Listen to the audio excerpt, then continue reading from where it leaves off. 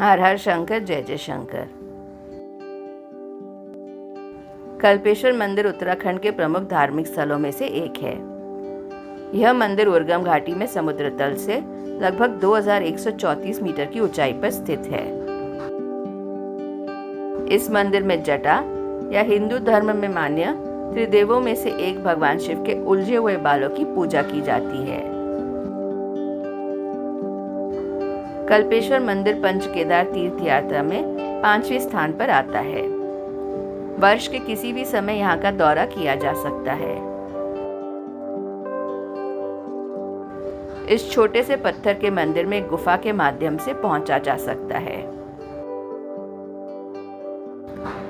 कल्पेश्वर मंदिर काफी ऊंचाई पर स्थित है। भगवान शिव को समर्पित यह स्थान पवित्र धाम माना जाता है। कल्पेश्वर उत्तराखंड के महत्वपूर्ण तीर्थ स्थलों में से एक है। ये उत्तराखंड के असीम प्राकृतिक सौंदर्य को अपने में समाये हिमालय की पर्वत श्रृंखलाओं के मध्य में स्थित है। कल्पेश्वर सनातन हिंदू संस्कृति के शाश्वत संदेश के प्रतीक रूप में भी स्थित है। एक कथा के अनुसार एक लोकप्रिय ऋषि आराध्य मंदिर में कल्प वृक्ष के नीचे ध्यान करते थे।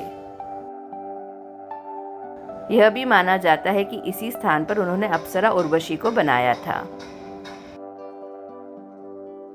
कल्पेश्वर मंदिर के पुरोहित दक्षिण भारत के नंबूदिरी ब्राह्मण हैं। इनके बारे में कहा जाता है कि ये आदि गुरु शंकराचार्य जी के शिष्य हैं। मुख्य मंदिर अनादिनाथ कल्पेश्वर महादेव के नाम से प्रसिद्ध है।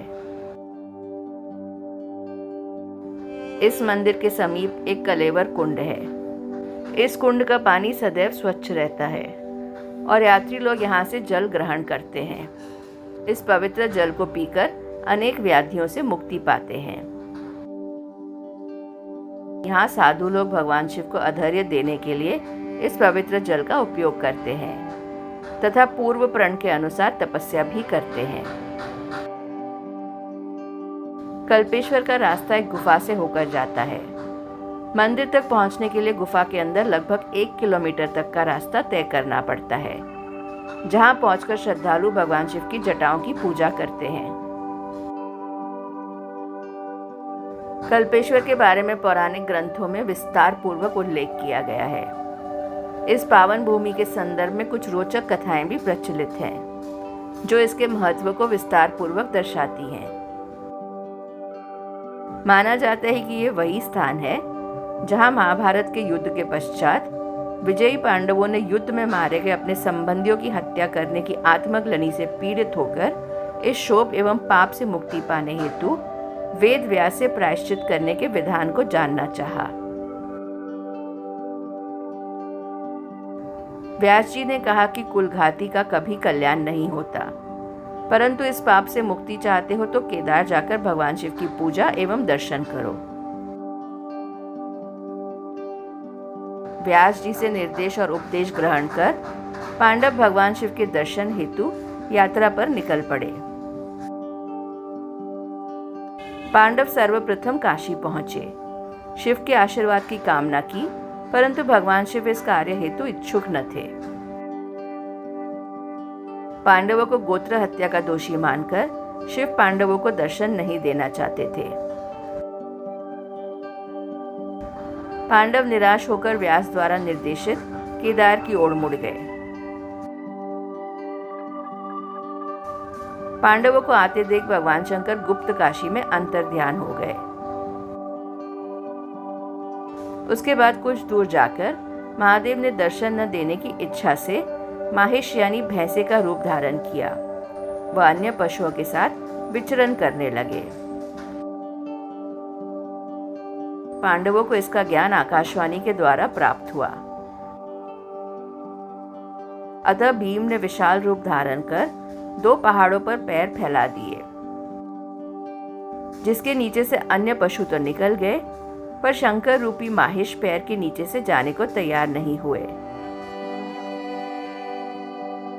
भीम बलपूर्वक भैंसे पर झपट पड़े, लेकिन बैल दलदली भूमि में अंतर्ध्यान होने लगा। तब भीम ने बैल की पीठ को पकड़ लिया। भगवान शंकर की भैंसे की पीठ की आकृति पिंड रूप में केदारनाथ में पूजी जाती है।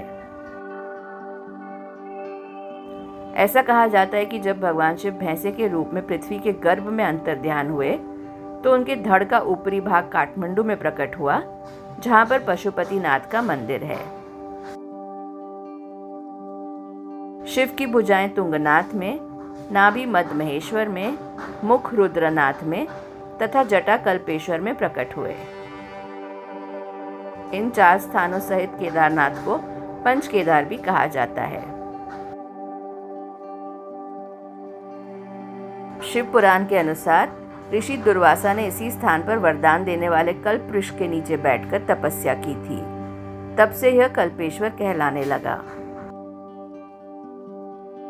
केदारखंड पुराण में भी ऐसा ही उल्लेख है कि इस स्थल में दुर्वासा ऋषि ने कल्प वृक्ष के नीचे बैठकर घोर तपस्या की थी।